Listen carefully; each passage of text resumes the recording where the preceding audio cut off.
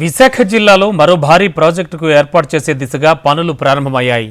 పూడిమడకలో NTPC green hydrogen హబ్కు ఈ నెల 29న ప్రధాని మోడీ శంకుస్థాపనకు సన్నాహాలు ప్రారంభమయ్యాయి. 85,000 రూపాయల కోట్ల పెట్టుబడితో 25,000 మందికి ఉపాధి లభించే ప్రాజెక్టుతో విశాఖ పారిశ్రామిక ప్రతిష్ట మరింత పెరగనుంది. విశాఖను గ్రోత్ హబ్గా ప్రకటించిన కేంద్రం ఆ దిశగా ముందుకు వెళుతోంది. అదే రోజు రైల్వే జోన్కు ప్రధాని మోడీ శంకుస్థాపన చేస్తారు. ఈ మేరకు ఆంధ్ర యూనివర్సిటీ గ్రౌండ్స్లో బహిరంగ సభకు ఏర్పాట్లు చేస్తున్నారు.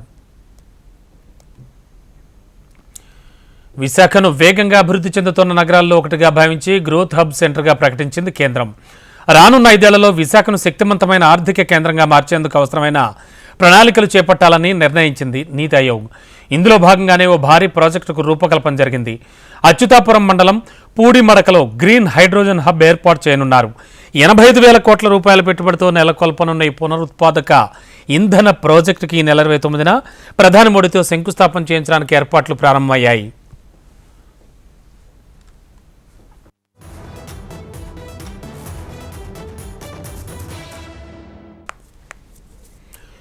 ఈ ప్రాజెక్టు ద్వారా ప్రత్యక్షంగా పరోక్షంగా 25,000 మందికి ఉపాధి దొరకనుంది. 2032 సంవత్సరం నాటికి ప్లాంట్ నుంచి 60 గిగావాట్ల విద్యుత్ ఉత్పత్తి చేయాలన్నది కేంద్ర ప్రభుత్వ లక్ష్యం. ఈ ప్రాజెక్టు నుంచి ఉత్పత్తి అయ్యే విద్యుత్తులో అధిక భాగం రాష్ట్ర అవసరాలకు వినియోగించుకోవాలనే ఉద్దేశ్యంతో సీఎం చంద్రబాబు ఇందులో 50% వాటాను ఏపీ జెన్కోతో పెట్టించాలని నిర్ణయం తీసుకున్నారు.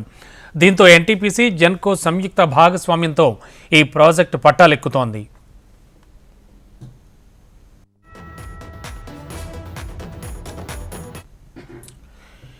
ఇక ఇదే పర్యటనలో ప్రధాని మోడీతో విశాఖ రైల్వే జోన్ కూడా శంకుస్థాపన చేయించాలన్న ప్రణాళిక కూడా ఉంది.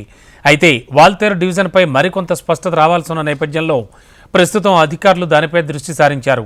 మరోవైపు ప్రధాని పర్యటన నేపథ్యంలో ఏయూ ఇంజనీరింగ్ కళాశాల మైదానంలో భారీ స్థాయిలో బహిరంగ సభ నిర్వహించాలని నిర్ణయించిన రాష్ట్ర ప్రభుత్వం అందుకు తగ్గ ఏర్పాట్లు కూడా ప్రారంభించింది.